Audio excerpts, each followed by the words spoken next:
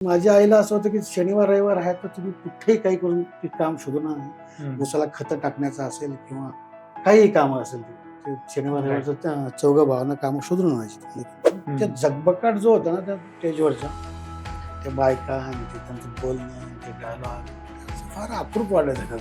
ग्लॅमरची हा, पहिली पहिली अशी झलक झलक असं वाटतं तमाशात का, मिळाली. 12वीला असताना माझे पेपर चालू होते, मी फिल्म बघत होतो.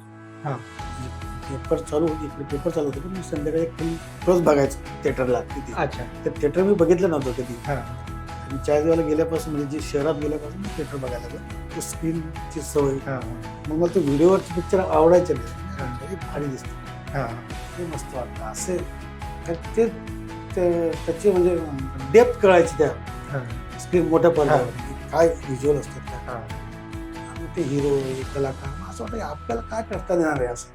हा. आपण एक करू शकतो का असं. टेलर काम शिकायचं ठरलं गावात. कारण ते याचं अट्रॅक्शन झालं की हा. आमच्या गावात जो टेलर आला होता ना तो हा. बाहेरच्या गावानं आला गावावर. बर. त्या माणसाने त्या धंद्यावर हम्म. एवढे पैसे करून तो पैसे तो व्याजाने आमच्याच गावाच्या लोकांना दिले. असं करता करता तो त्या माणसाने एवढे कमवून घेतले हा. ते व्याजाचे पैसे ना टेलरिंग काम. बाहेर धंदा भारी आहे आपला. लायब्ररी लावून अच्छा. वाचनासाठी. ते वाचन जास्तच आवडायला लागलं. त्याच्या पाठीमागे मग ते वाचनाचं व्हिज्युअल बनायला लागलं.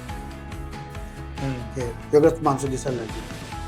रस्ते रस्ते दिसतात, व्यवस्थित माणसांवरचे अत्याचार असतील किंवा माणसांचं प्रेम असेल किंवा त्यांच्यावर एखाद्या फॅमिली झालेली घटना ते वेगळंच वाटायचं, मस्त दिसायचं. ती 25 जून 2000 या दिवशी माझा असिस्टंटचा पहिला फिल्म लागला. अच्छा. मी सगळ्यांना सांगितलं की बस हिंमत महत्वाची आहे, म्हणजे स्वप्न महत्वाचे आहे. नक्कीच रस्ते भेटतात म्हणजे क्या बात. असं मला वाटतं. नमस्कार. डिझाईन युअर लाईफ याच्यामध्ये आज आपल्यासोबत आहेत शिवाजी सर, शिवाजी लोटन पाटील सर. आपण त्यांच्याकडून खूप काही शिकणार आहोत.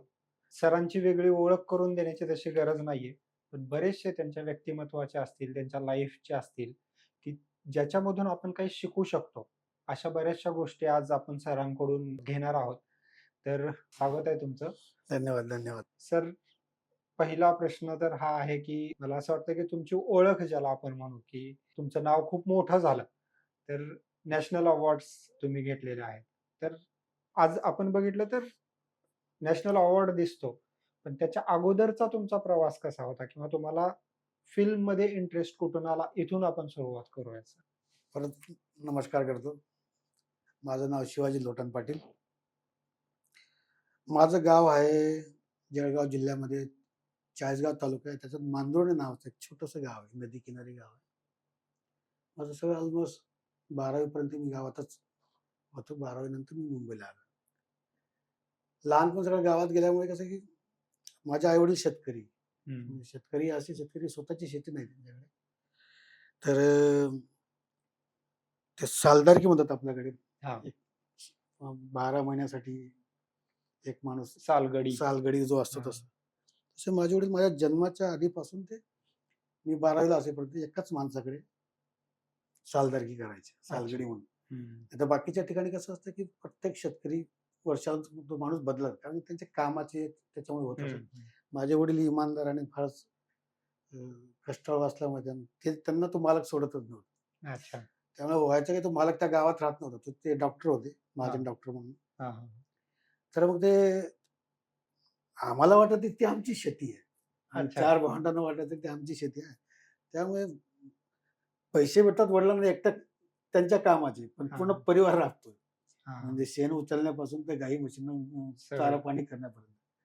त्यामुळे आम्हाला कळत नव्हतं की हे आपल्याकडे एवढी शेती आहे असं आम्हाला असं वाटत होतं. पण नंतर कळलं तो माणूस जेव्हा यायचा ते प्रश्न पडायचे. जसं कळायला लागतं माझं छोटं जरी असलं तरी ते बाईकवर यायचं. हां. तर सगळं अलर्ट होऊन जातात ना एकदम. हां. मालक आला म्हणून. मालक आला. मला म्हटलं हा माणसाला काय एवढं रिस्पेक्ट भेटत असेल. हां, हां. आणि ते नंतर हळू कळायला लागलं की हा मालक आहे, आपण ते अच्छा. नोकर आहोत. मग ते एक अशा छोट्या छोट्या गोष्टी ज्या असं लहान मनावर जे परिणाम करून जातात ना, मग ते हां. तसंच पुढे कॅरी होत राहतात ते. असं वाटतं की अरे पण आपण मालक नाही त्याच्यामध्ये, म्हणजे आपण नोकरच आहोत. मग ती एक सल लागून राहते. हां, हां. म्हणजे माझे वडील एवढी शेती पिकवतात त्यांची आणि एवढं म्हणजे वर्षाकडे भरपूर पैसे कमवून देतात माझे वडील हा. त्याला, त्या माझ्या बापालाच किंमत नाही तशी बघायला गेलं तर. हा. असं ते लहानपणी असं मनावर कोरलं जायचं. मग त्यातनं एक स्वप्नाळू बनतो ना माणूस, हा.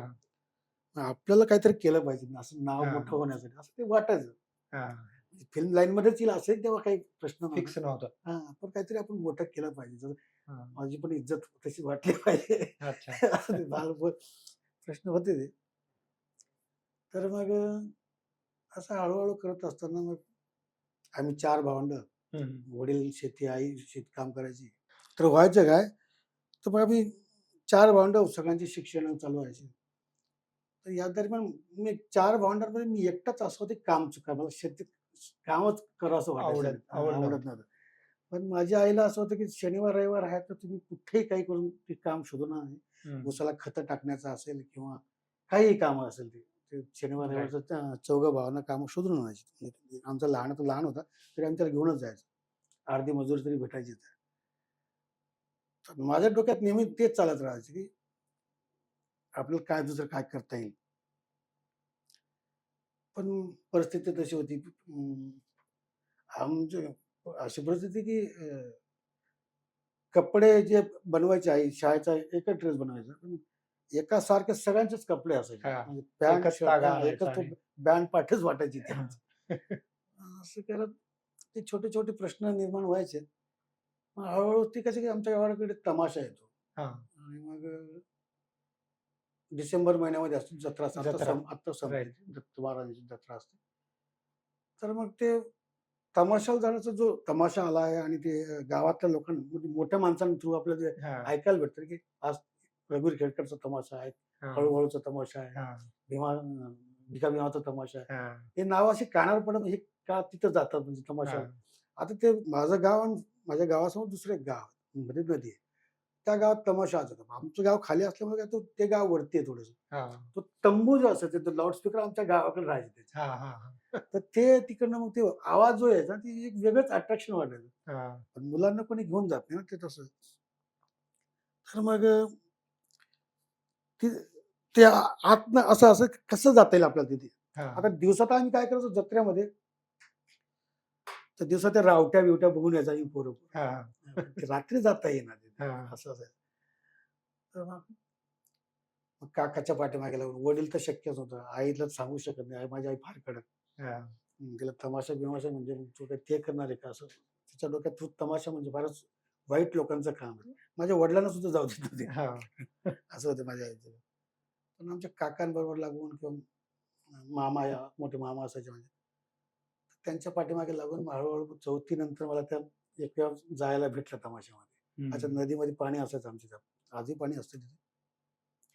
मग ती एक सवय लागली त्या तमाशाची. मग त्या झगबगाट जो होता ना त्या स्टेजवरच्या, त्या बायका आणि ते त्यांचं बोलणं आणि ते डायलॉग, ते असं फार अप्रूप वाटायचं त्याचं.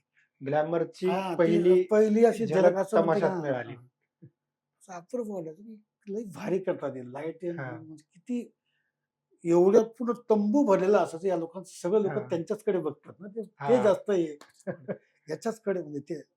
राईट. हां, असं वाटायचं ते. मग आम्ही हळू-हळू सवय अशी लागली, की मग आम्ही रात्री तमाशा बघायचो. ते सकाळी दिवसा लिहून टाकायचो आम्ही तो वगनाट्य डायरीत. मग आम्ही पोरं मग ते हा. हा. तलवार, बंदूक बनवून हा. हा. ते मग ते नाटक किंवा ते वगनाट्य आम्ही सादर करायचो. अरे वा. अशी सवय लागली त्याची. म्हणजे म्हणजे अक्षरशः जसाच्या तसा पाठ केल्यासारखं आणि तसंच उतरून टाकण्याची सवय लागली. क्या बात आहे. म्हणजे भारी वाटायचं ते आम्हाला. हम्म. मग तोच प्रकार आम्ही मग हळू-हळू मग तसं 6वी 5वी-6वी ला गेलो. 7वी पासून आमच्या गावात हायस्कूल आली होती तेव्हा 15 ऑगस्ट आणि 26 जानेवारी करायला लागले. आणि मग ती सवय लागली होती तिथून नाटकाची, म्हणजे वगनाट्य बनवण्याची. मग आमचे ते नवीनच शिक्षक होते. शाळा नवीन सुरू झाली. तिथं जोमात असतो शिक्षक म्हणून. त्याची पहिली नोकरी असते. त्याला काय शिकवू, कसं शिकवू असं फार झालेलं असतं. तर मग ते आमचं मग गायन स्पर्धा, गायन ठेवायची, नाटकं ठेवायची छोटी-छोटी. आणि त्याच्यात मग मी माझाच पुढाकार राहायचा नाही. गाण्यामध्ये पण राहायचं, नाटकामध्ये. ती एक सवय लागून कल्पना विलास असतो. तर असं करत मग ती एक सवय लागली त्या अट्रॅक्शनची, कलेची. आणि याच दरम्यान मग व्हिडिओ सुरू झाले समोरच्या गावामध्ये. मग ते व्हिडिओवर फिल्म बघण्यात जाणं, आठवड्यातनं 3-4 तर बघायचंच बघायचं. आता त्याच्यासाठी रोज थोडी ना पैसे भेटणार. 50 पैसे ₹1 तिकीट होतं. बरोबर. तेही कसं तरी आईचा गल्ला इकडनं फोडून काढून असं एक 10 पैसे, 5 पैसे जे पडतील ते असे करून म्हणजे अक्षरशः चोरी करूनच करायचं ते. हां. तर ते पण बघणं सुरू झालं. त्याचा परिणाम इथपर्यंत पोहोचणं असं नव्हतं माहीत, पण हां. आवड होती त्याच्या हिशोबाने. इंटरेस्ट. असं करत पण करत तिथून मुंबईपर्यंत कसा पोहोचलात किंवा हां, मग म्हणजे सिनेमा करायचा म्हणूनच मुंबईत आलात की नाही. त्याच्या आधी 12वी ला असताना मी माझे पेपर चालू होते. मी फिल्म बघत होतो. हां. म्हणजे पेपर चालू इकडे पेपर चालू होते, पण मी संध्याकाळी एक फिल्म रोज बघायचो थिएटरला तिथे. अच्छा. ते थिएटर मी बघितलं नव्हतं कधी. हां, हां. तर मी चाळीसगावला गेल्यापासून म्हणजे जे शहरात गेल्यापासून थिएटर बघायला लागलो. तो स्क्रीनची सवय. हां, हां. मग मला तो व्हिडिओवरचे पिक्चर आवडायचे नाही. हां. हे भारी दिसतंय. हां, हां. हे मस्त वाटतं. असे तर ते त्याची म्हणजे डेप्थ कळायची त्या हां, हां. स्क्रीन मोठ्या हां, पडद्यावर, हां. की काय व्हिज्युअल असतात काय. हां, मग ते हिरो, हे कलाकार मग असं वाटतं आपल्याला काय करता येणार आहे असं. हां. आपण एक करू शकतो का असं? असं वाटायचं. पण ते फार मग मुश्किल होतं का आम्ही फक्त ते मायापुरीचे पेपर यायचे पहिले. हां, हां. त्याच्यावरचे फोटो-बिटो बघायचे. त्या बायका, त्या माणसाचे ड्रेस हां. त्याच्यातच समाधान मानायचं. आता मुंबई कुठे आहे आणि आपल्या गावातला माणूस एक पण नाहीये. ते शक्यच नव्हतं मुंबईला पोहोचणं. मग 12वी झालो फेल. अच्छा. 12वी इंग्लिशमध्ये फेल झालो. आणि आमच्या गावात तोपर्यंत बी-एस-सी वाले 12-13 पोरं होते. अच्छा. आणि ते श्रीमंतांची पोरं होते. त्यांना हां. जॉब नाही. तुमचं 12वी सायन्स होतं. 12वी सायन्स माझं पण होतं. आणि आई म्हणायची, की "तो एकच पेपर बाकी ना, पुढच्या ऑक्टोबरला देऊन हां. टाक तू." हां. मला एक कारणच भेटलं. म्हटलं काय बाकीचे पडलेत पोरं आपल्याकडे हां. पैसे नाहीत. बी-एस-सी जरी केलं तर कुठे नोकरी जॉब लागत काय नाही. करणार? जेव्हा जिथे जावं तिथे पैसे मागणारे लोकं आहेत. तू कुठून आणशील? ना शेती आहे आपल्याला, हां. काहीच नाही, काही नाही. मग मी टेलर काम शिकायचं ठरलं गावात. अच्छा. कारण ते याचं अट्रॅक्शन झालं, की हं. आमच्या गावात जो टेलर आला होता ना, तो हां. बाहेरच्या गावावरून आला होता. बरं. आणि त्या माणसाने त्या धंद्यावर हं. एवढे पैसे कमवून तो पैसे तो व्याजाने आमच्याच गावाच्या लोकांना द्यायचा. असं करता करता त्या माणसाने एवढे कमवून घेतले, ते हां. व्याजाचे पैसे आणि टेलरिंग काम. म्हटलं हा धंदा भारी आहे, आपण हा करूया. मग त्याच्याचकडे शिकायला गेलो. अच्छा. अंडरविअर शिवणं किंवा काचगुंड्या करणं हां. हे सुरू होतं. या दरम्यान मग माझा एक चुलत काका आहे. हां. तो खडी डबरच्या गाडीवर तो डोंबिवलीमध्ये राहायचा. हं. आणि ते दिवाळी अख्खाजीला यायचं आमच्याकडे. मी हं. काकाला म्हणलं, "यार मुंबईला मला यायची इच्छा होती यार." आणि अरे काय खरं आहे ते एक चांगलं काम आहे टेलरचं शिकून घे, हे मस्त आहे. हां. तिथे काय ते रेतीचं काम करत बसेल का? अरे म्हटलं कुठेतरी कंपनीत लागून जाईल ना थोडं. मीच लागत नाही किती वर्ष ट्राय करतोय तुला कुठे लावून. मग असं ते 1-2 वर्ष गेले त्याचे. मग एक दिवस काकाच बोलला मला, की "एक कंपनी आहे येतो का?" मग त्याने पत्र पाठवलं होतं. माझ्या गावात मित्र आहे. आम्ही स्वप्न बघायचो हेच फिल्ममध्ये येण्याचं. पांडुरंग भारती त्याचं नाव. तर त्याची बहीण राहायची कल्याणला पांडुरंग भारती म्हणून. ते हां. आमच्या गावचं नाही. तो आमच्या गावात त्याचे वडील मंदिराची पूजा करण्यासाठी आले होते. ओके. तर तो पुजारीचा मुलगा तो आमचा. तर मग त्याला घेऊन आम्ही मुंबईला पोहोचलो. मुंबईहून डोंबिवलीला गेलो. हं. मग काकांनी ती कंपनी दाखवली. ती कलरची कंपनी होती. पायात हां. स्लीपर होते माझ्या. ते आम्हाला कळलंच नाही तो मागचा शर्ट केव्हा लाल पिवळा झाला होता स्लीपरमुळे स्लीपरमुळे. आणि पूर्ण पाय काळे झाले होते. हां. म्हटलं, "काका 15 दिवस मी इथे थांबतो. हां. पण मला तू या कंपनीत नको. नको विचार करू तू माझा. दुसरं काहीतरी कर." मग आता काय थांबावं लागेल म्हटलं थांबतो. आता थांबायचे 15 दिवस मग काहीतरी काम तर करावंच लागेल ना तिथे. तर मग काका जिथं राहत होते, त्याच्याच बाजूला एक शेजारी होता. तो ड्रायव्हर होता. आमच्या गावाकडचाच होता. पण तो खडी आणि विट आणि खडी, रेती याची गाडी चालवायचा. आता तर गाडी तो भरून तर आणायचा, पण खाली करायला काही माणसं भेटायची नाही. मग तो शिवा चल ना जाऊ. हं. लगेच पैसे भेटतात. ₹100 ₹150 भेटून जातात. हां. म्हटलं चल, माझ्या वयाचा चालतो, माझ्यापेक्षा 2-1 वर्षांनी मोठा असेल. त्याच्याबरोबर जायचो. क्लीनर पण असं ना होऊन जायचं आणि त्याच्याबरोबर खाली करायला पण जायचं. ते मला 6-7 महिने ते केलं. नंतर मग एक कंपनीमध्ये काम भेटलं मला. ₹6,000 महिना. अच्छा. ती केमिकल कंपनी होती आणि त्या केमिकल कंपनी आम्ही टेम्पररीच होतो तसं. हां. पण चांगलं होतं. त्या कंपनीमध्ये महत्त्वाचं जेवण भारी भेटायचं. अच्छा. जेवण, दूध आणि हे नाश्ता असं मस्त राहायचं. त्यामुळे ती आवडायची ती कंपनी. 6,000 काही प्रॉब्लेम नाही. मग त्या कंपनीत कामाला लागल्यानंतर मग तिथे एक युपीचा भैया होता, हा. यादव म्हणून. त्याची आणि माझी, तो बिचारा म्हातारा माणूस आहे. तो मी जे काम करतो तेच तो म्हातारा माणूस पण काम करतो. म्हणजे टाक्या येतात ना त्या केमिकलच्या, हा. हा. ट्रक आला की ते उतरायचं, हा. टायर लावायचं, वरून लोटायचं, हा. टायरवर पडले की लोटत घेऊन जायचं. बरोबर. असं तो पण करायचा, आम्ही पण करायचो. मग त्या म्हाताऱ्याकडे बघून वाटत मग ऑलमोस्ट माझ्या वडिलांच्या वयाचा माणूस. हा. मग हळूहळू त्यांच्याशी ओळख झाली. मग कळलं की ते 4-5 भाऊ आहेत. अच्छा. ते 4-5 भाऊ आहेत. त्यांचं 2 चक्क्या आहेत, गिरणी आहे. त्यांची वाटणी झाली आहे. पण त्याच्या याला भेटलेलं नव्हतं वाटणी अजून. मग या दरम्यान तो म्हातारा काम करायचा. तो फार चिकाटी असतो, का आपण म्हणतो भैया लोकांना. हा. पण ते असे बसून राहत नाही. आपले मराठी माणूस तरी हा. फार हा. आळशी असो.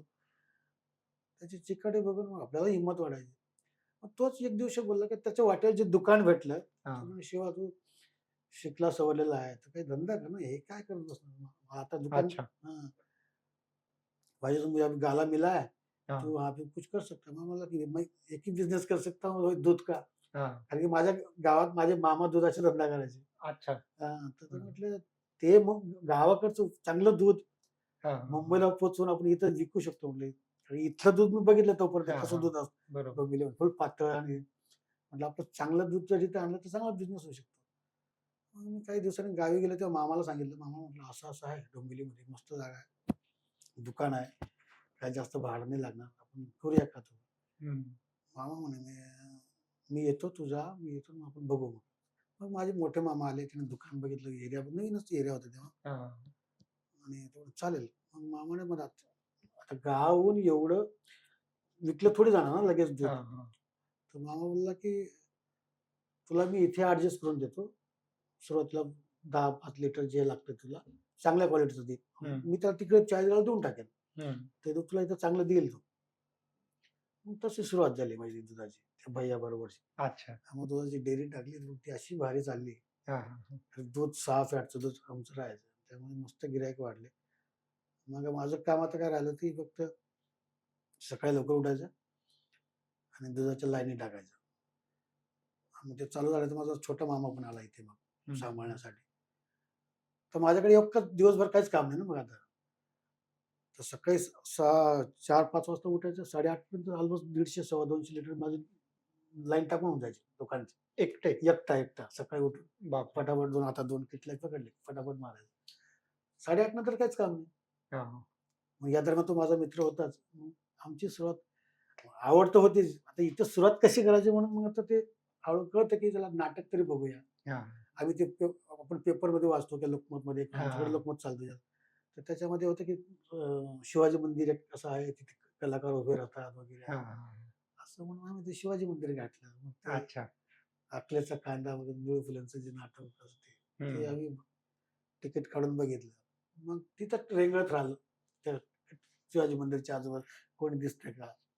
मग हळूहळू काही ओळखीचे चेहरे असं वाटायला लागले, हे यांना बघितल्यासारखं वाटतंय, याच्या पिक्चरमध्ये होतं बरं काही, असं हा. वाटायचं. मग ती शिवाजी मंदिरला जाण्याची सुरुवात झाली हळूहळू.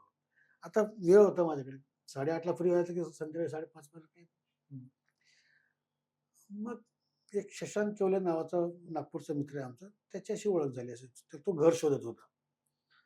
तर मग त्या कट्ट्यावर ओळख होता होता होऊन जाते, जास्त वेळ उभं राहिलं की होतेच ओळख ऑटोमॅटिक. मग तो बिचारा ड्रामा डिपार्टमेंट कडून आलेला माणूस आहे. तो नाटकं अच्छा. वगैरे लिहायचा. आम्ही फुल राव हम्म. खेड्यातनं आलेलो. हा. हा.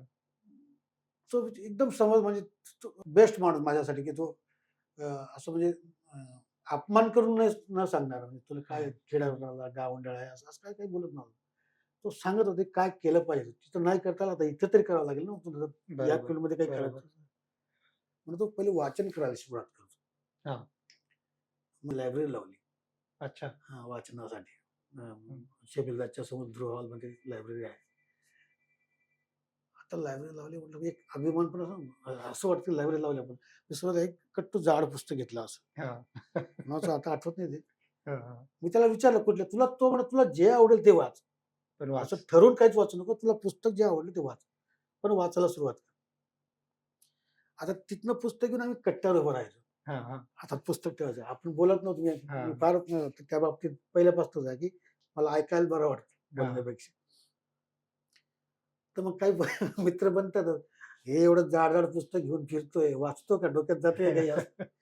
मग ते जास्त टॉर्चर केल्यासारखं वाटायला पण पुस्तक मग हां. पोटात लपवायला लागलं ते. अच्छा. पण मी वाचायला सुरुवात केली. पहिले काय वाचतो काहीच कळत नव्हतं. कोणाचं काय हं. सांगू पाहता का काय मला काही कळेना.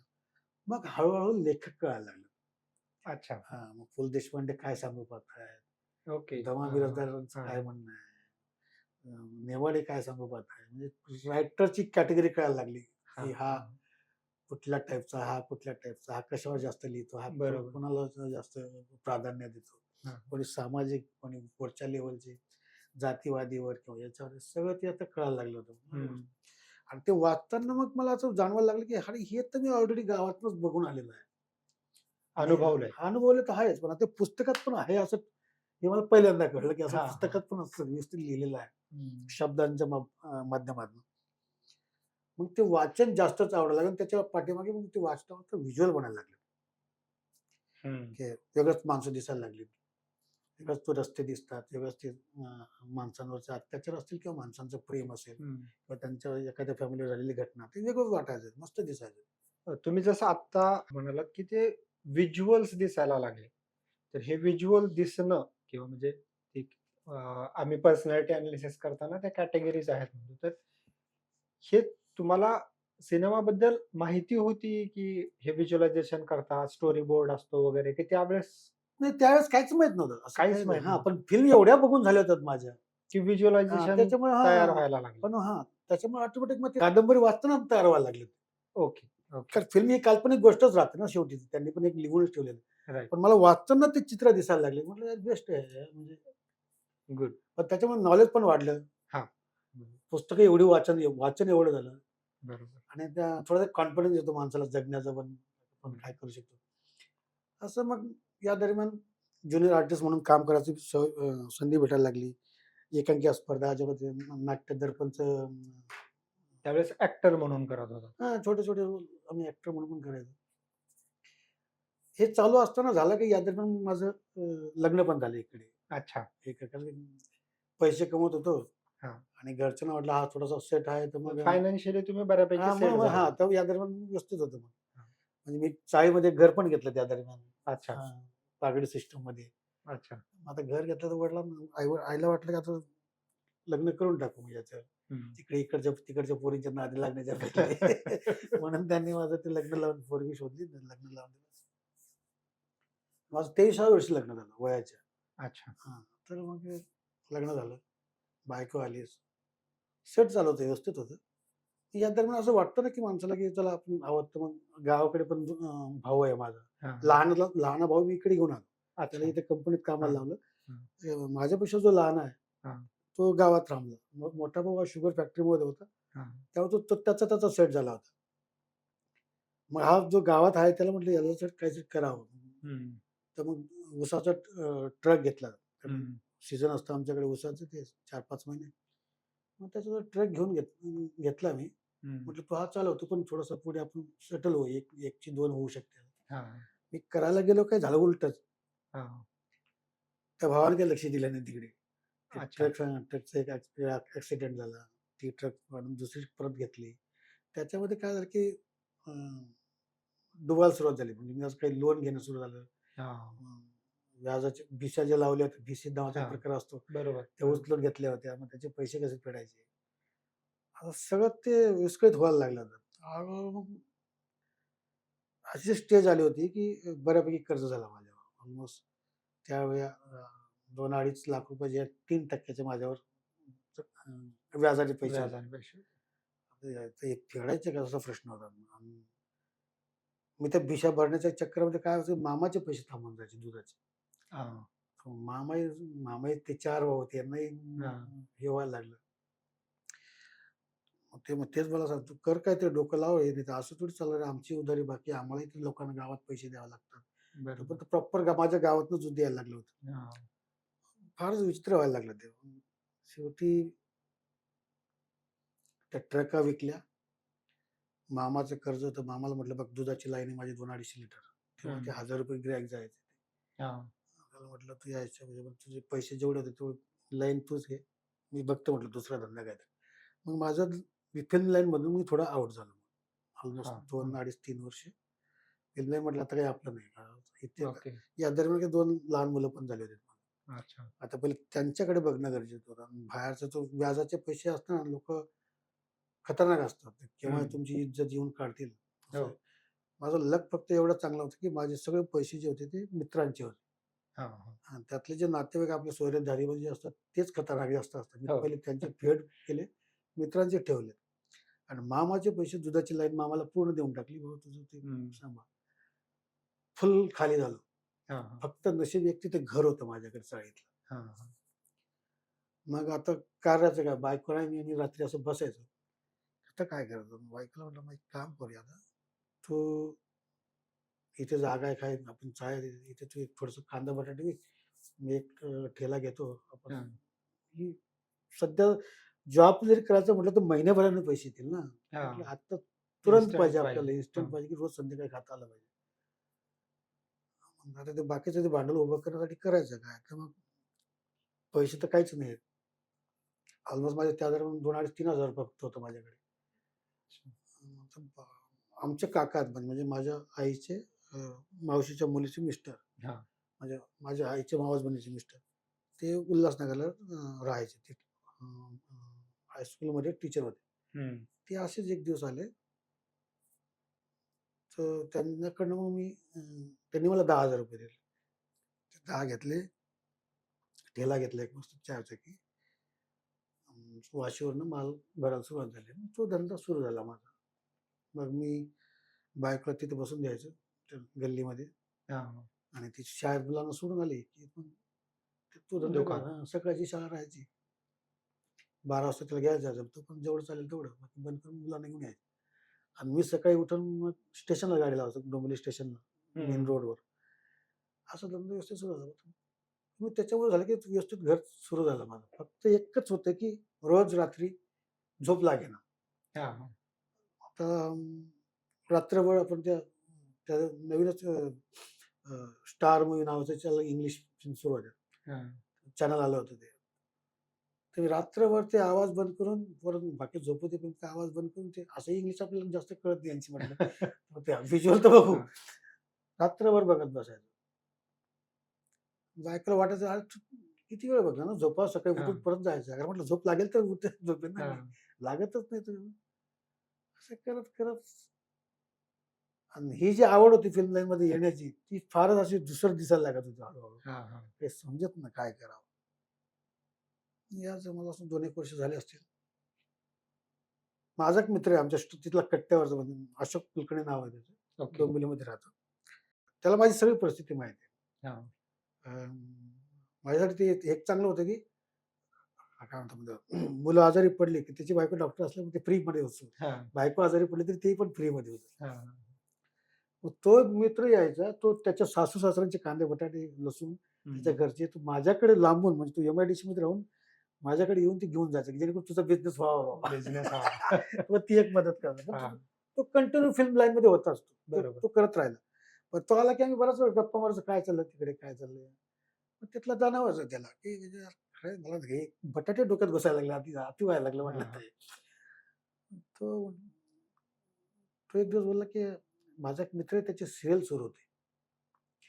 त्याच्या असिस्टंटचं काम का तुला इन्स्टंट पैसे पण देऊ शकतो. कन्व्हिन्स तर दिले 100, 200, 100%. हम्म, पेमेंट का देईल माहीत नाही.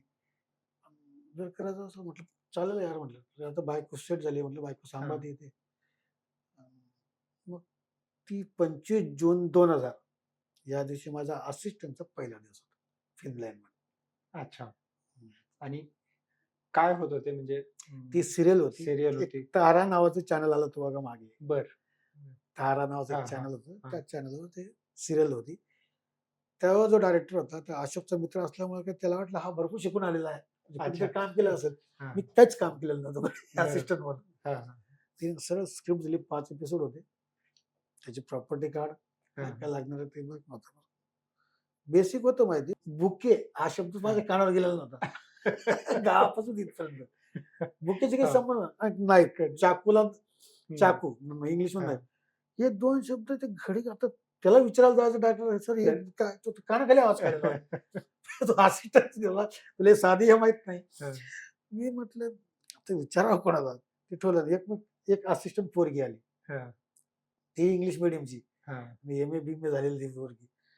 मग तिला म्हटलं, "हे बघून घे की हे 2 वस्तू कसं काय आहे?" हा, ते हां, मग ते लिस्टमध्ये टाकून दे ना. मी टाकून दिलं हे. हा, आता मी पहिले सेटवर गेल्यावरती म्हटलं, "ते लिस्ट चेक केली का? आलं का ते सगळं?" हा, तो म्हणे, "केली." म्हटलं, "दाखव, दाखव." म्हणा गुलदस्ता हा, होते तर बुक लिहिलं त्याच्यामध्ये. हा, मी तर हे नाही, अच्छा, अच्छा. मग वेगळ्या प्रकारचा आणायचा होता ना असं. हा, हा.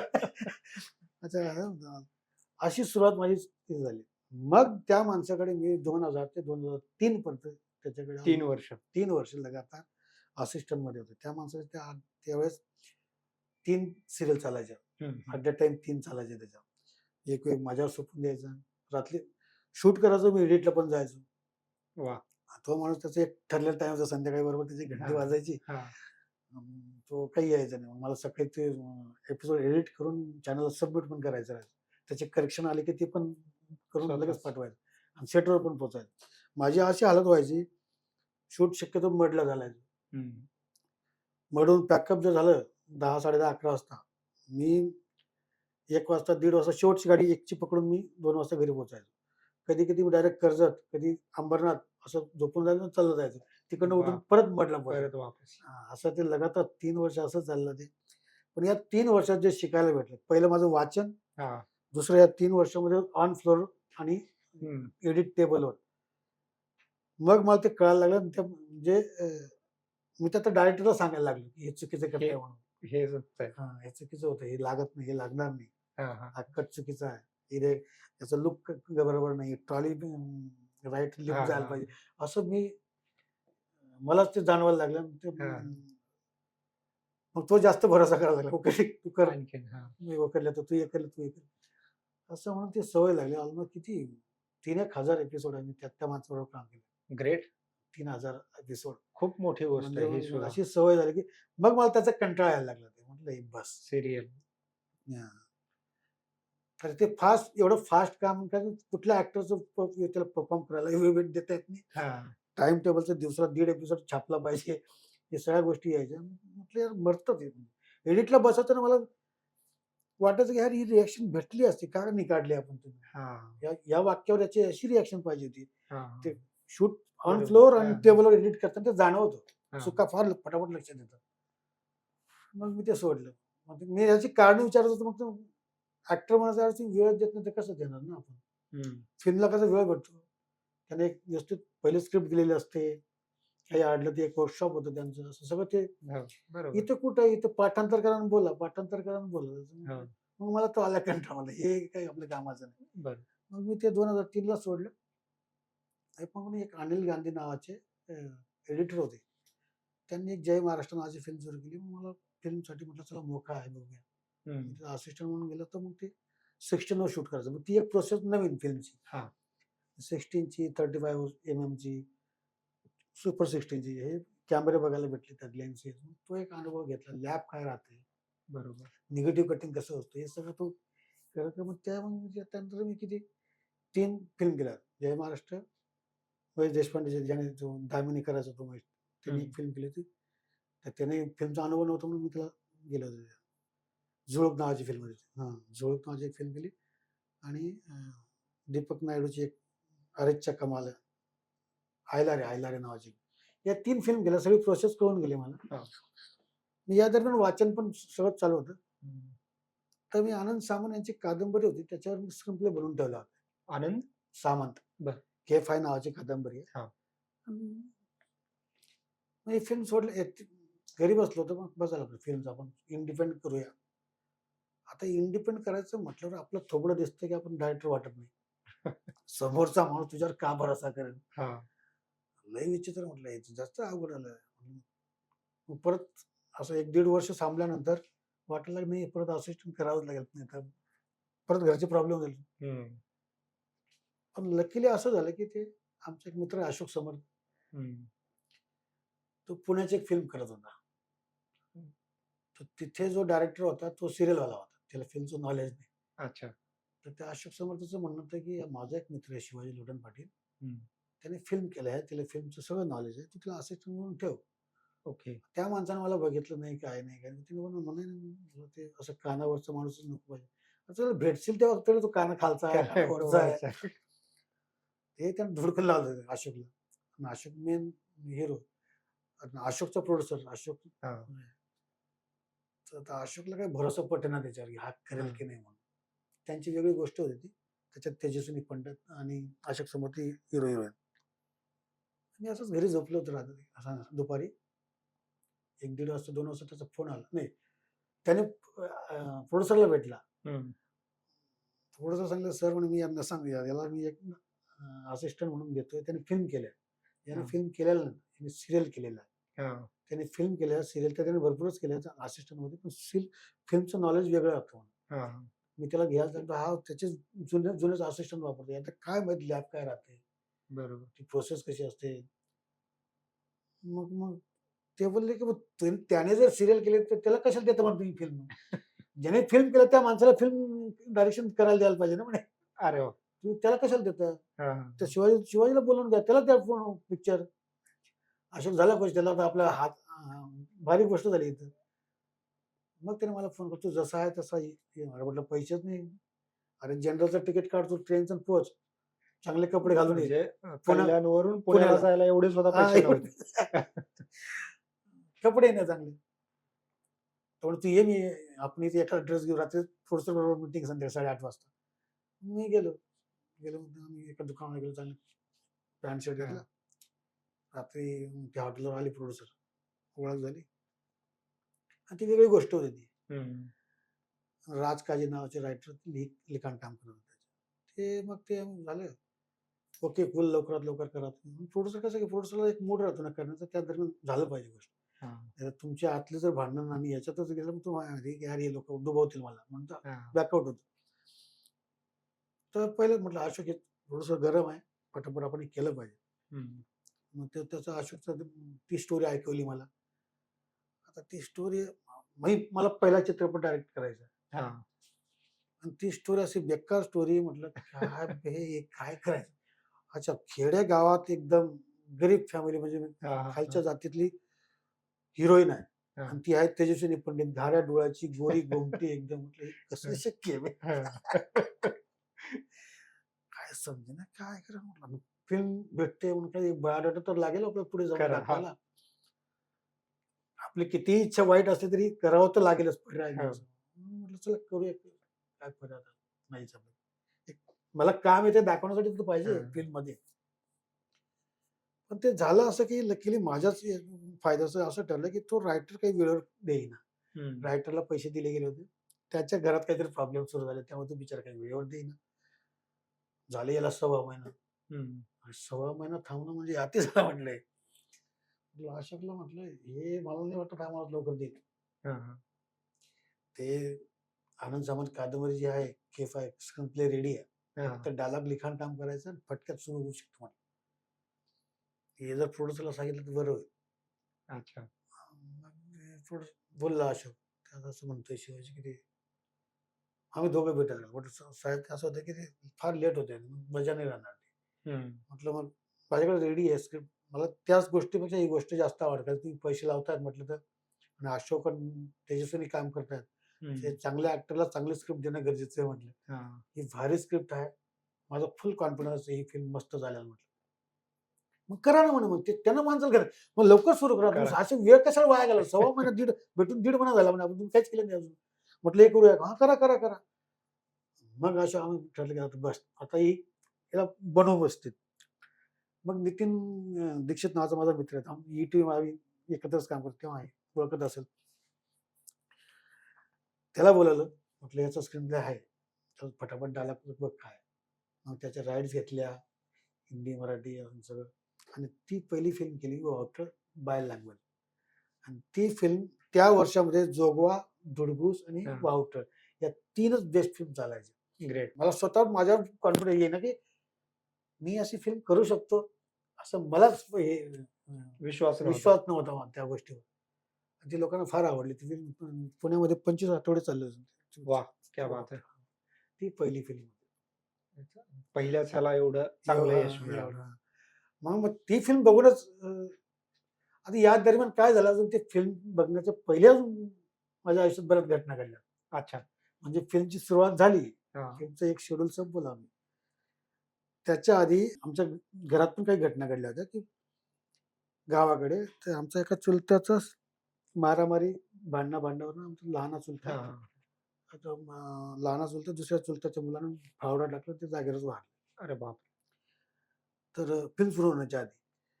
तर त्या पोरांनी माझे वडील, माझे 2 भाऊ, ज्याने मारलं ते 2 भाऊ आणि त्याचे वडील, असे 6 लोकं. सगळ्यांवरच केस सगळ्यांचा टाकली. केस टाकले आणि सगळ्यांना डायरेक्ट जन्मठेपेची शिक्षा लागली. अरे बापरे! ते डायरेक्ट जेलमध्ये. आता या दरम्यान आम्ही कसं, तर माझ्या वडिलांना, माझ्या भावाला त्यांचा दोष नव्हता, फक्त त्या एकाच पोराचा दोष होता. हां. त्यांचं पण काही नव्हतं. पण या सगळ्यांना लावून टाकली ती जिल्हा कोर्टमध्ये. मग मी हायकोर्टमध्ये जाऊन आम्ही ती केस लढली. त्या भावांना सगळ्यांना बाहेर आणलं 3 वर्षानंतर. त्यानंतर मग हे फिल्मचं काम सुरू करणार होतो मी. ते झालं, त्यांना बाहेर आणलं. वडील 6 महिने म्हणजे घरी आल्यानंतर माझं फिल्मचं इकडचं एक शेड्यूल झालं. आम्ही जाणार होतो राजस्थानला. हं, हं. राजस्थानला शूट विनय आपटे होते त्याच्यामध्ये. विनय आपटे, अच्छा. मुकेश तिवारी. हां. राजस्थानला गेलो.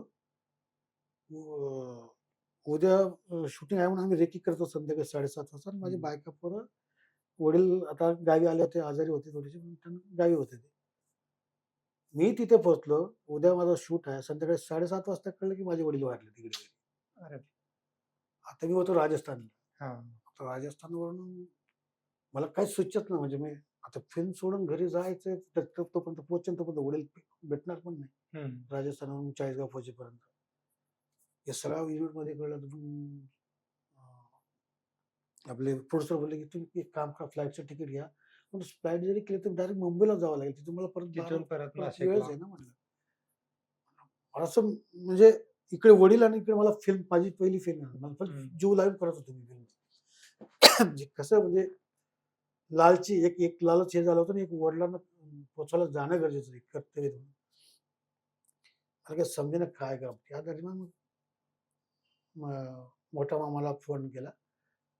मोठा मामा म्हणे, "तू इकडे येण्याची काही घाई करू नको. तुझे बायका पोरं इथे आहेत. तू काम संपव. असंही तू येईपर्यंत आम्ही थोडे ठेवणार. आता संध्याकाळी वाढले तर सकाळी हं. आम्ही 8-10 वाजतापर्यंत तू तू राहा. तू शूट संपव. बाकी तू आस्ती घेऊन पाहिजे तर तू जा म्हणून नाशिकला.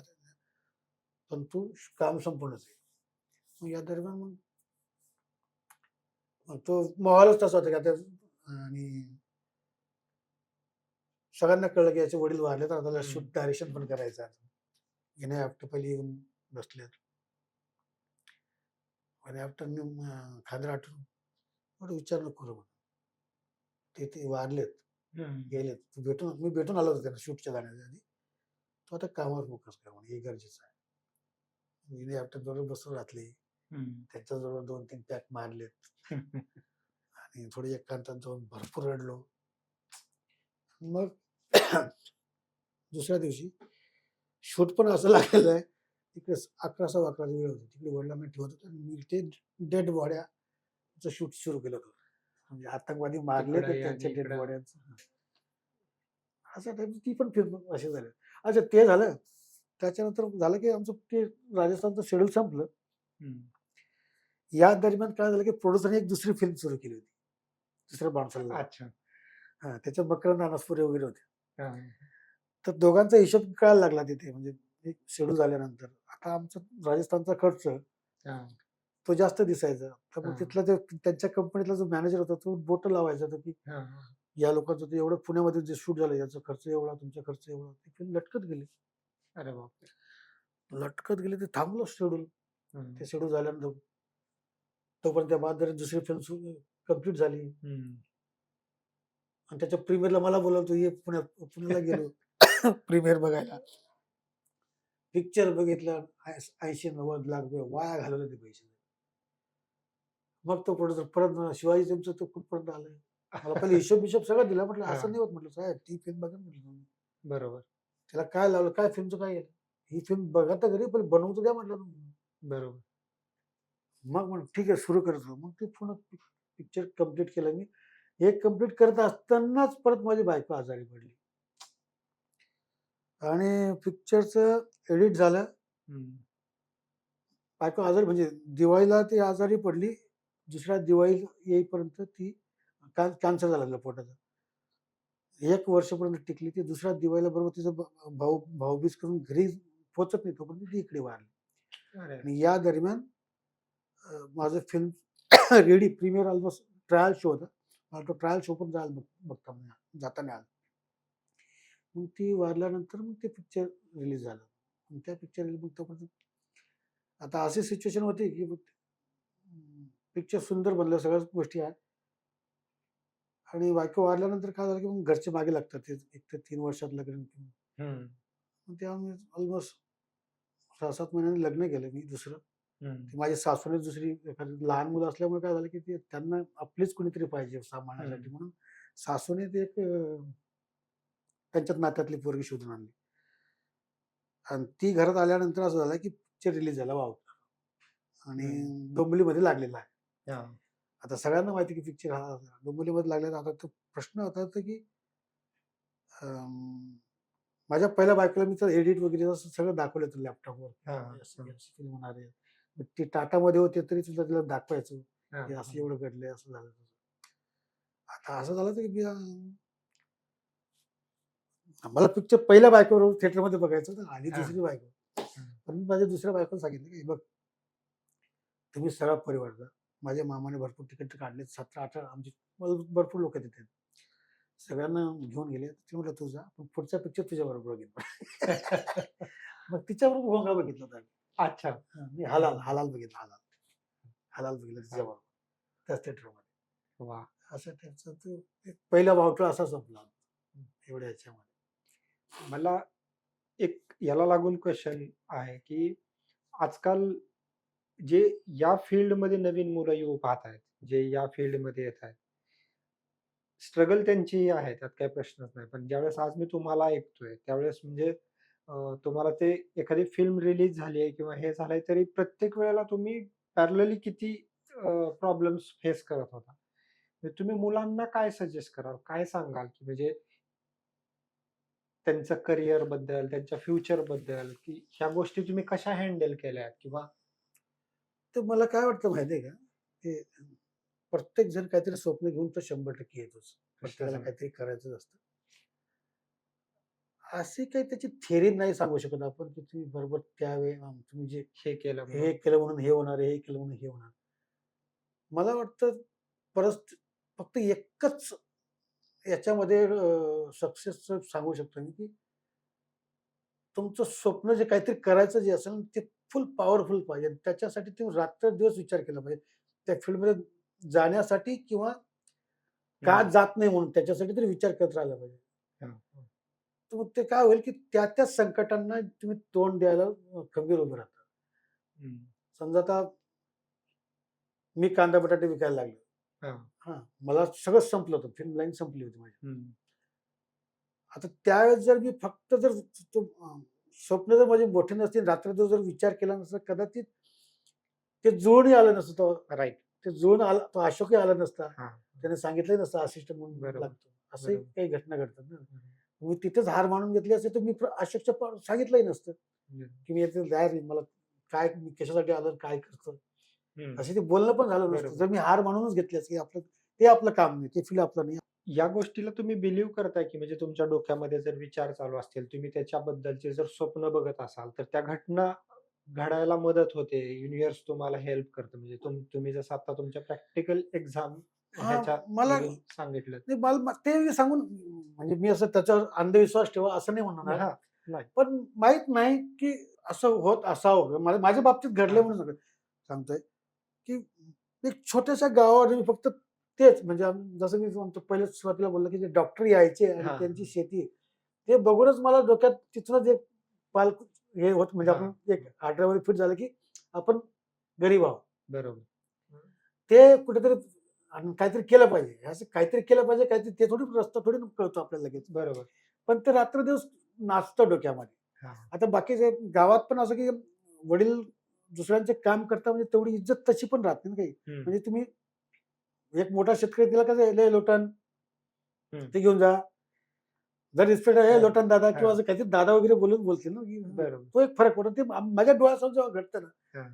ते कदाचित ते पहिल्यापासूनच मी घरात किंवा याच्यामध्ये थोडंसं वेगळं असल्यामुळे मला असं वाटतं की नोकर नाही बनायचं कोणाचं असं. हा, मला जर असं होतं म्हणून मी कामाला जात नव्हतो. आई मारून ठोकून काय घेऊन जा तिथे टाइमपास करायचा. आणि ते म्हणजे आता खतं टाकायला जायचं मी संडासचं नाव काढून गायब होऊन जायचो. हा, हा, हा. आता एवढ्या पाट्या घेऊन ते फिरण्यापेक्षा असं म्हणजे ते तो शेतकरी जर याला पाठवत नको जाऊ, हा काम चुकारपणा करतो. हा, हा, हा. असं म्हणजे ते मला पहिल्यापासूनच तसं वाटायचं ते. मग ते असं कुठेतरी डोक्यात राहतं. मग आपण मग आता स्वप्न माहीत नसतात, पण आपण काहीतरी केलं पाहिजे मोठं.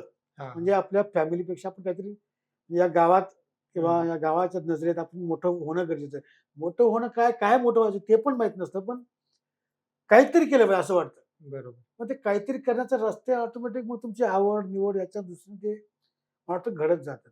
बरोबर. आणि एक परिस्थिती असते, की तुम्ही जर टिकून राहाल ना हा, हा. कुठल्याही याला आणि टिकून राहणारे लोक मी बघितलेले आहेत. हा. आजही बघितलेले आहेत. आजही ते आहेत. टिकून राहणारे लोक सक्सेसफुल झालेले आहेत. बरोबर. फक्त एकच आहे याच्यामध्ये मुलांना बाकीच्या जे कोणी येऊ पाहता याच्यामध्ये हा, हा. त्यांना सांगेन की बाबा ठरवून काही होणार नाही. हा, हा. म्हणजे या वयामध्ये गर्लफ्रेंड भेटेल, या वयामध्ये तुला काम भेटेल, नंतर फ्लॅट होईल, गाडी होईल, असं काही ठरवून होतच नाही. तुम्हाला जेव्हा बरोबर. जी गोष्ट पाहिजे असते तेव्हा त्याची किंमत तुम्हाला भरपूर राहते. हा. तेव्हा ती भेटणारच नाही. बरोबर. ती गोष्ट भेटेल जेव्हा तुमच्या नजरेत त्याची किंमत शून्य झालेली असेल. फार इंटरेस्टिंग हा. गोष्ट सांगितलीत सर तुम्ही. शून्य असते, त्याला काहीच किंमत नसते तेव्हा. खूप इंटरेस्टिंग असं गोष्ट आहे. असंच घडतं इथे. आणि हे तुम्ही हा. तुमच्या प्रॅक्टिकल मला लाईफच्या एक्झाम्पल वरून हे माझं सांगता. प्रॅक्टिकलच्या लाभ म्हणजे मला अनुभव आलेला आहे. जेव्हा वाटायचं की आता पहिला चित्रपट होता त्याचा वावटं केलं. हा. आता ते अवॉर्ड फंक्शन जेव्हा होता तो जोगवा अच्छा नॉमिनेशनला best director, great. Best actor, best actress, story, screenplay सगळं 12-12, 13-13 नॉमिनेशन एकसारखे. म्हणजे जोगवाला पण तेवढीच, मला पण तेवढीच, दुर्गुसला पण तेवढीच. अवॉर्ड भेटायचं. मला फक्त समाधान होतं की मी या लोकांबरोबर नॉमिनेशनला मी तेव्हा स्वतःला सांगितलं होतं. हे आपल्याला नाही भेटणार, खूप पण मोठी आपण गोष्ट आहे. यांच्याबरोबर नॉमिनेशनला आहोत. खूप मोठी गोष्ट आहे. हे 12 कॅटेगरीवर नॉमिनेशनला असणं ही म्हणजे आपण त्या वर्षी 70-80 फिल्म ज्या मराठी बनल्या असतील त्याच्यामध्ये माझी पहिली फिल्म आहे. ते मी नॉमिनेशनला आहे. इथे मला तेच माझं मोठं समाधान होतं. भेटेल नाही भेटेल हा पाठच नव्हता. पाठच नव्हतं. तिथूनच समाधान होतं. आता भेटण्याचं स्वप्न बघणं पाठ वेगळा आहे. हा, हा. भेटलं पाहिजे बरोबर. होतं असं. हां, हम्म. तसं तर मग जसं मला ऑस्कर अवॉर्ड कळायला लागले तेव्हा ऑस्करचं स्वप्न मी आधीच बघतो. मग ते भेटेल असं भेटत नाही. हां, पण ते स्वप्न आहे. आहे. ते आहे कारण ते सगळ्यात मोठं अवॉर्ड. आता ते अवॉर्ड ते स्वप्न बघतो तर नॅशनलच्या जेव्हा मला भेटलं हा, नॅशनलचं हा. स्वप्न कशी असतात की तुमची त्यानुसार घडत जातात. आता मला नॅशनल भेटलं तेव्हाही नॅशनलचं किती अहमत असते हे मला माहित नव्हतं. हा, मला सगळ्यात मोठा अवॉर्ड वाटायचा फिल्मफेअर. जेव्हा हा. गावापासून ते इथपर्यंत मला सगळ्यात मोठा जो अवॉर्ड आहे हा. या भारतामध्ये तो फिल्मफेअरचा अवॉर्ड असं वाटायचं. ते ग्लॅमर आणि ते हां, ते सगळं ग्लॅमर आणि टीव्हीवर ते टीव्हीवर बघितलेलं. बघणं आणि ते सगळं फिल्मफेअरची ती ट्रॉफी. हा. आता त्या ट्रॉफ्या माझ्याकडे 2 आहेत फिल्मफेअरच्या. जे मी याच्यावर त्या मायापुरीमध्ये हा, बघायचो ते. हा, हा. ते त्याचं जे ग्लॅमर होतं फिल्मफेअरचं तेव्हा हा. थोडी ना भेटलं ते. बरोबर. त्याची किंमत माझ्याकडे एवढी नव्हती तेव्हा ती फिल्मफेअर भेटली मला. असं असा प्रकार आहे. म्हणून म्हटलं फक्त ठरवून काही होणार नाही. हां, इथे एकच आहे की तुम्ही तुमचं स्वप्न म्हणजे मला डायरेक्टर बनायचं असेल किंवा ऍक्टर बनायचं असेल, त्याच्यासाठी तुमच्या वयाचं लिमिट ठेवू नका. आणि वयाचं लिमिट ठेवू नका. हां, काही फायदा नाही. ऍक्टर केव्हाही बनू शकतो माणूस. क्या बात है. केव्हाही बनू शकतो. हिरो बनणं हिरो हिरो एक मेन कॅरेक्टर आहे म्हणून त्याला आपण हिरो म्हणतो. हा, हा. नाही का? त्याच्या आजूबाजूची पण सगळी हिरो सारखीच माणसं असतात. बरोबर. तर तो हिरो. एक एक मोठं एक कॅरेक्टर मेन कॅरेक्टर म्हणजे आपण एखादा एक कॅरेक्टरला घेऊन आजूबाजूला गोष्ट फिरते तेवढीच.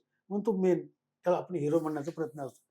पण सगळेच हिरो असतात. सगळे कॅरेक्टर तो पण एक कॅरेक्टरच आहे त्या घटनेमध्ये. बरोबर. पण हिरो म्हणून त्याला वयाचं लिमिट नाही असं हा. मला वाटतं. की तो म्हातारपणी पण सुद्धा एक सेंटर जर त्याला ठेवलं हा. तो पण हिरोच असू शकतो म्हातारपणी. बरोबर. ठरवून जसं या या काळात एवढं होईल, 2 वर्षाचा काळ, 3 वर्षाचा काळ, 10 वर्षाचा काळ देऊन काहीतरी घडेल असं काही होत नाही. हे ठरवून तर होणारच नाही. फक्त तुम्ही झोपून द्या, आणि काम करत राहा, काम करत राहा बस. प्रोसेस एन्जॉय हा करा. बाकीचं बघा, मला मी माझा एक कॉन्फिडन्स कसा वाढत गेला या बाबतीमध्ये, हा, कारण की आपला जो समाज आहे त्याने पण एक त्याच्यामध्ये ना वागण्याचे एक लिमिटेशन आपला समाज आपल्याला घालून देतो. है ना? हम्म, या वयातच तुझं लग्न झालं पाहिजे. बरोबर. त्यामुळे घरचे पाठीमागे लागतातच. आणि तो स्वतः कमवत नाही तर बायकोला काय घाऊ घालणार. मग लग्न जबरदस्ती मग तो घरच्याच्या भरोश्यावरच करतो आपण. बरोबर. आणि ती मुलगी भेटून जाते त्यांच्या चांगुलपणामुळे, त्यांचा हा, मुलगा आहे म्हणून हा. भेटल्या. आता नाही भेटत पोरी. आता तर देतच नाही. तेव्हा भेटल्या त्या. आता पोरी शोधून पोरी म्हणजे विचारूच नका तुम्ही. हं, तुम्ही काय करता त्याच्यावर अवलंबून आहे पोरींचं हात.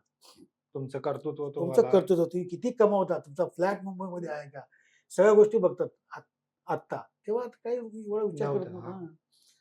म्हणून ठरवून काही होणार नाहीये. तुम्ही स्वतःला असं झोकून द्या की मास्टर सगळेच बनतात, वकील सगळेच बनतात, इंजिनियर सगळेच बनतात. आपण बघतोच की हो. कुठलाही टीचर असेल, कॉलेजचा असू द्या किंवा मराठी शाळेचा असू द्या, पहिले 3-4 वर्ष टीचर चांगला राहतो.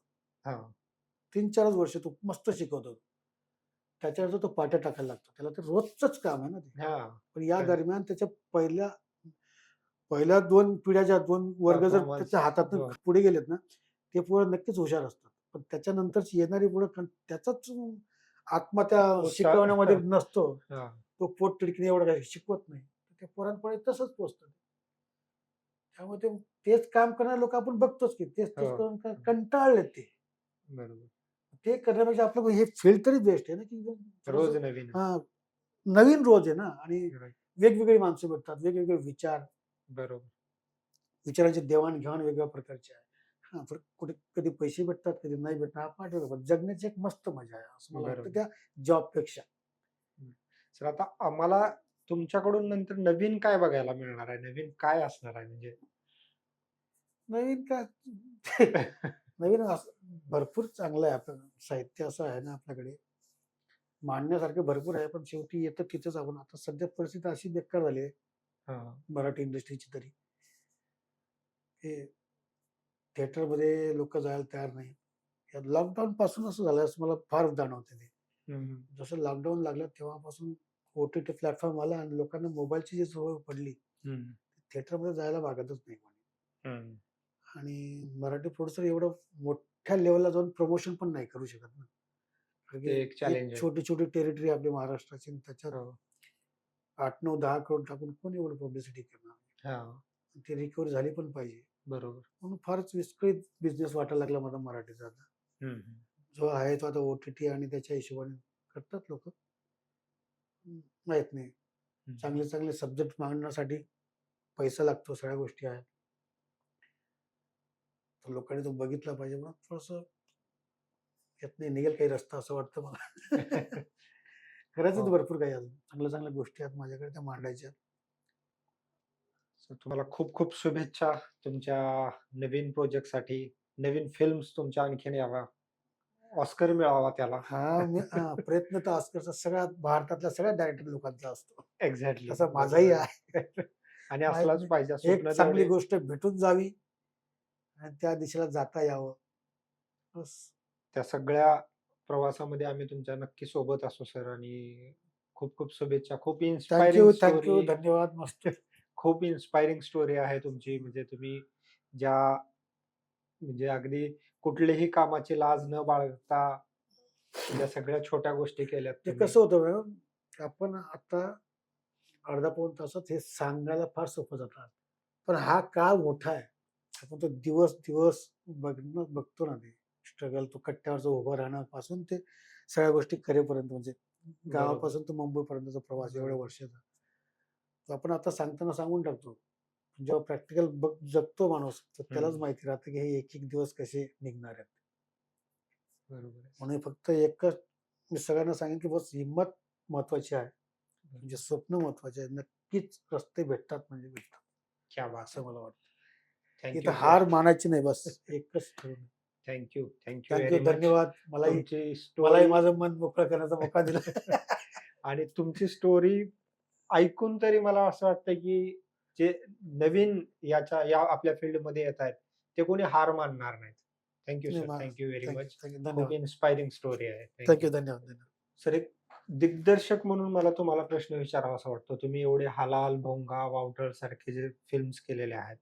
तर ह्याची थोडीशी प्रोसेस तुम्ही एक्सप्लेन करू शकाल का? म्हणजे अगदी कथाबीजापासून किंवा हाच विषय तुम्हाला का करावासा वाटला? आणि ही पूर्ण प्रोसेस थोडीशी एक्सप्लेन करू शकाल का? प्रोसेस तर तेच तिथंच पोहोचेन मी परत. वाचनामुळे काय होतं, की एक थोडंसं उघडतो माणूस, मेंदू आपला उघडतो, की आपण काय काय घडतं समाजामध्ये. हां. ते ऑलरेडी आपल्या पुस्तकांपासून सगळं वाचलंय आणि लकीली माझा जन्म गावात झाल्यापासून ते मुंबईचा प्रवास मी सगळं बघतोय. म्हणजे बरोबर.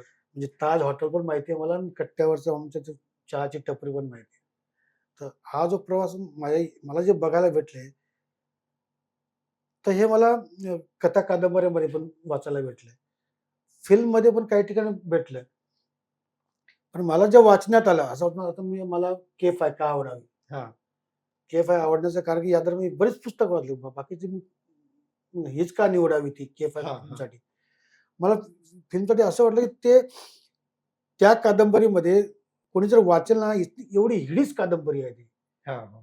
त्यांनी असे शब्द वापरून असे म्हणजे ते असं चित्र उभं केलंय की आपण ते पडद्यावर नाही दाखवू शकत. हां. एवढं पण म्हटलं मी विचार केला, यार ह्या माणसाने एक पुस्तकात शब्दात जर एवढं मांडलंय, तर मला ते बाकी म्हणजे खरं सांगू म्हणजे त्याची बाई नागडी दाखवली त्या कादंबरीमध्ये. हां. याच माणसाचं मला जर पुस्तकामध्ये वाचताना ती बाई नागडी हात दिसते आपल्याला, हां. आपल्या व्हिज्युअलमध्ये. हां. हेच जर मला कॅमेराने शूट करायचं, मी नागराचं शूट करू नाही शकत ना, ते Visuals. लोकांसमोर हां. व्हिज्युअल तसं नाही दाखवू शकत. पण तरीही त्याची दाहकता, त्याची अर्थता जशी आहे, त्याने हां. ते सांगण्याचा प्रयत्न केला, तिचा हं. त्रास आणि या गोष्टी, हे मला पडद्यावर काम कशा मांडता येतील. म्हणून तो रात्रंदिवस विचार करायचा ना, म्हटलं होऊ शकते त्याच्यावर चांगली फिल्म. अच्छा. म्हणून मी ते घेतलं, ती एका कॅरेक्टरसाठी फक्त त्या बाईच्या. ती एका आतंकवाद्यांच्या कचाट्यात सापडते हां, हां. आणि ती 2, 2.5, 3 वर्ष त्यांच्याबरोबर फिरते आणि त्याच्यापासून तिला एक बाळ झालेला आहे. आता हं. तो जो प्रवास होता, म्हटलं हे व्हिज्युअली यार म्हटलं हे खतरनाक काम आहे. आणि त्याच्यामध्ये परत सामाजिक बांधिलकी म्हणजे आता जी बाई मूलबाळ होत म्हणून नवरा बायको मुंबईमध्ये आलेला असतात, तर आता मग अचानक एका दंग्यामध्ये सापडतात, नवरा पळून जातो. हो. मूलबाळ होत नाही म्हणून आलेले होते ते. आणि त्याच बाईला आतंकवाद्यापासून मग एक बाळ जन्माला घालते. असा तो प्रवास होता, म्हटलं ही मस्त आहे करण्यासारखी. हे कोणी मांडणार पण नाही पडद्यावर हां. आणि लोक वाचणार पण नाही. आणि हां. म्हटलं कमीत की हे राहील.